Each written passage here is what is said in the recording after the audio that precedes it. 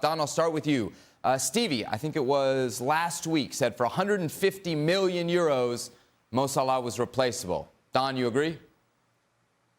Yeah, I think he is replaceable. From what I hear, I mean, I've been working on the Saudi Pro League now, Sebi, for the last 4 or 5 weeks, and they like the buzz. They like people talking about the Saudi Pro League. And what they're doing, I think, Saudi, is they're not really making any comments, but they're enjoying everyone else talking about their league because it's a baby league. So even if someone like Mo Salah doesn't end up in Saudi, they're loving the conversation and people are talking about their league and it's growing and it's getting bigger and bigger.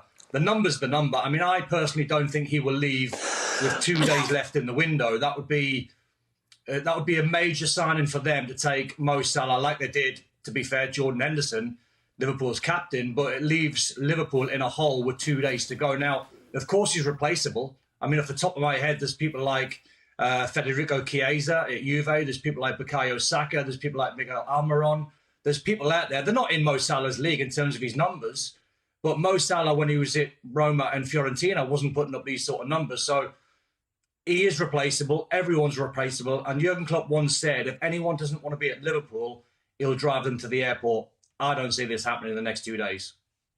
Don, so straight up, though, even though there are only days left in this transfer window, for $150 million from a Liverpool perspective, would you do it?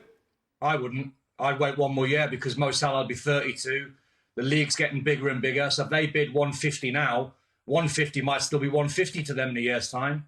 So I think it leaves Liverpool in a little bit of a hole. Yes, they've got loads of numbers and loads of quality, but I think if I was Jurgen Klopp, and even if Mo Salah said, I'm thinking about going, I might want to talk, I would convince him to stay 1 more year. And then if that league's getting bigger and it's growing, they'll still bid the same number. Stevie? I didn't misquote you when I said for 150 million. You said Salah's replaceable. No. I think the key is the fact that it's so late. But that's a reality. Again, I mean, it is late. Does that stop you from taking that 150 million? Well, I would like to think that Liverpool are in a position where they have a list of players where if something comes along, like this opportunity to get $150 million from Mo Salah, then they have somebody, either a young player or an established player, that they can say, well, we can go and do this. He's going to help us. It's not going to be Mo Salah. But then we progress. You know, at the end of the day, the 150 mil will make Liverpool a better team down the road. And sometimes you have to make tough decisions. So for me, 150 mil, yeah, you're still left with four fantastic strikers for 3 spots. Right. So I think you take the money. But you're also giving up 30 goals across all competitions each of the last 3 seasons. Are the guys that are left capable of replacing that?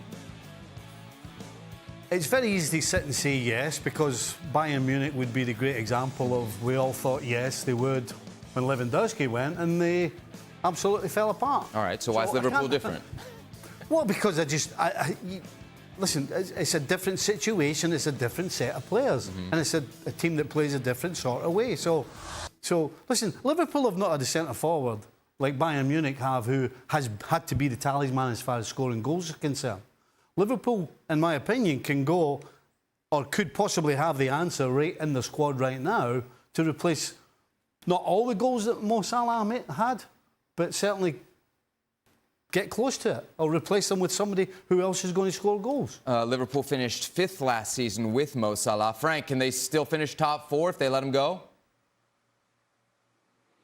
I think they would. I think they have the squad for that, and they have the players who can replace Mo Salah. Not at the level that Mo Salah is. He is one of the best strikers in the world. But you can trust Liverpool squad, Klopp, and all the staff to make sure that they're gonna cope with the situation and do that. You know what? I mean, Stevie was saying something very important. Liverpool is a big club. I don't think that they never thought through in terms of they have a list. They're going to know if somebody goes because of a surprise that they're going to get somebody else. They know exactly what to do. They play chess. They move some people in advance, and they know they exactly know where they're going to go and with who. And if Salah goes, they immediately know who they're going to replace Salah with. So I'm not too troubled about the future of Liverpool. I'm just concerned about whether it's going to happen or not. It's big news, big breaking news. But if they can find a deal altogether, I will be happy whatever it happens.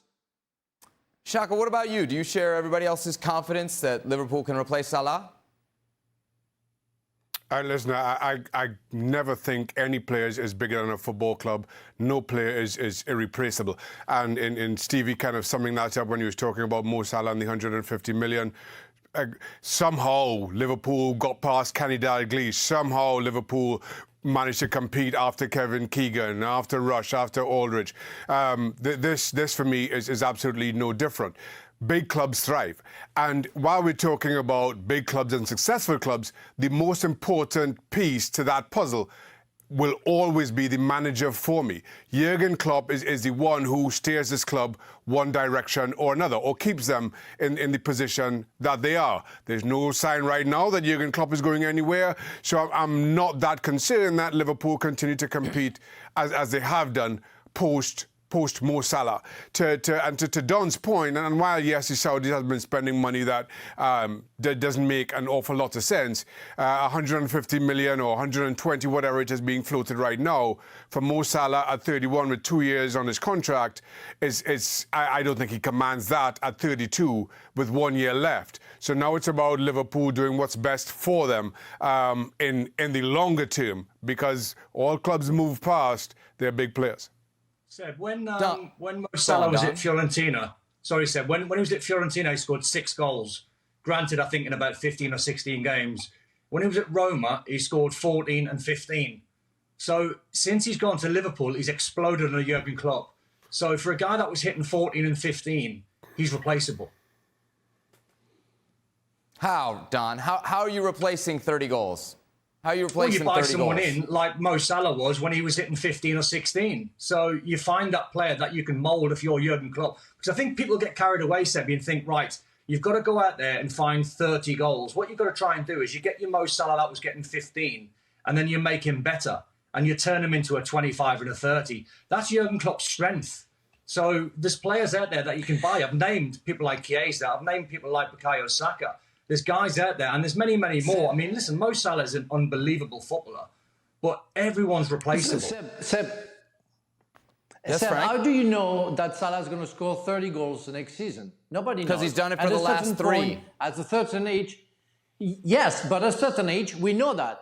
But it's not going to last forever. We know that at a certain point, he's going to come down, and he's just human. He's just normal. So you have to maybe anticipate that moment, and 150 million is not nothing, and maybe because of the age of the players, maybe the time to move forward and to get the opportunity to get the money out of it, because you don't know when Salah will be less productive than he is right now. Yes, he might score 30 goals for another year, maybe in 2 years' time, but you will never get that money maybe in a year or 2 years from now. So it's something you have to calculate. It's something you have to think here before. And they've been here before, haven't they? When they sold Philip Coutinho, and everyone thought, "Oh, you're selling one of your best players," and then they get Alisson through the door and Van Dijk, and they win the lot. So exactly. You know, you get 150 million and you buy better players or a more rounded squad. It's doable. I got to say. Also to that point. Oh, go ahead, Shaka. Go ahead. Sorry, no, go ahead, Stevie. Go ahead. I love Don's point, because what he's hammering home is that it's not the player that's making the club, it's the club that's making the players. The club's bringing a player in to his manager, to his culture, and to the way this team plays, which is going to make the player shine. That's the culture of Liverpool right now and Jurgen Klopp. And that culture, 100%, you can put down to why Mo Salah at those other 2 clubs scored 14 and 15, and who is now regularly hitting 30. Perfect. Last word on this for now, Shaka? There are two things that this guy's hammered well that I think we should really take into consideration. Firstly, no player is above the club. Everyone is replaceable. If we have this sentimental thing that we have always had as the Reds, saying that we cannot replace a player, we cannot do what, we cannot get this, it doesn't work because history told us that it can. Felipe Coutinho, we replaced him with the Virgil van Dijk and Alisson. So if Mo Salah, by the way, all of a sudden in the last 48 hours just turned out that he's leaving, I don't think it's actually going to be a bad thing for Liverpool. In fact, I'm sure that if we are able to use the money so perfectly well, we are actually going to prepare for actually a better future than where we are standing at this moment. And secondly, and this is very, very important, Saudi League, they wanted the word out there. They want everyone to respect them. They are the new hot property. They are the ones who are running everything. Everything that they do is moving over them. They are moving the chess pieces, signing the Ronaldo, signing the Benzema, signing the Fabinho, signing the Van Dijk, the Henderson, signing each and every star, the Neymars, everyone. And maybe in the matter of time, Messi. But what I'm saying is this. If you look at their system, they're getting every shiny toy that is out there. Not because they believe that they will actually perfect, but they want their league to be known. It became the it thing so that people start watching. Remember, we were being told that they had about 600,000 views more into their television watch of the week, like in terms of their league after Cristiano Ronaldo was signed. Imagine what happens when you get the best man in Egypt, the Egyptian king. What happens? Things like this can still happen. What is happening here? If this had happened maybe in the middle of the transfer window, if the El Hatiti was really serious, well, I think that's the name, right? If they were interested in getting Mo Salah, they should have done this, but they did not do it on time. And because they did not do it on time, in this end, they're actually going to listen to Liverpool and actually do whatever that happens. And people don't get this confused. This idea of the world telling you that they won't be able to sign Mo Salah in the next coming... What are they saying? They're saying they can be able to sign Mo Salah in the next summer. They will. And Salah, I don't think he will change anyway. He's already a star, and every Muslim country would die to have him. And that 150, don't be surprised, it will still be there because there is still a 1-year contract in Mo Salah's contract. Harry Kane also had the same situation with buying. If you're a good player, you can still be sold for any money. And this thing of just fear of saying things, that doesn't really work. These are people who are trying to take their fears and excuses onto us as the Liverpool fans. So let's just wait.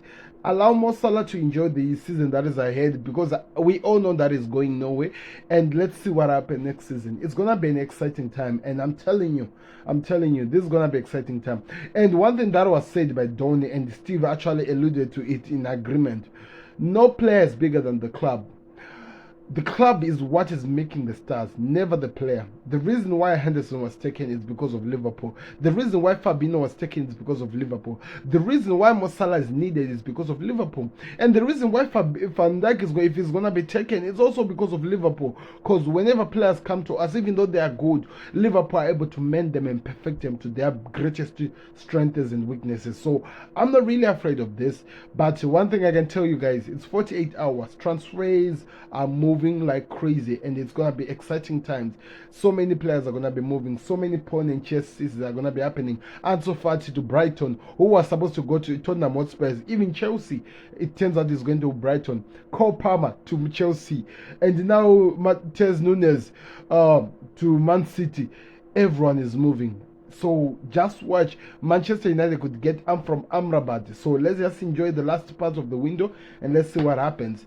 Everton and I think it's Tottenham yesterday are out of the Carabao League. It's exciting times. Let me hear your thoughts in the comment section. Do me a favor, click the like button and subscribe to the Connect. I'm out. Peace.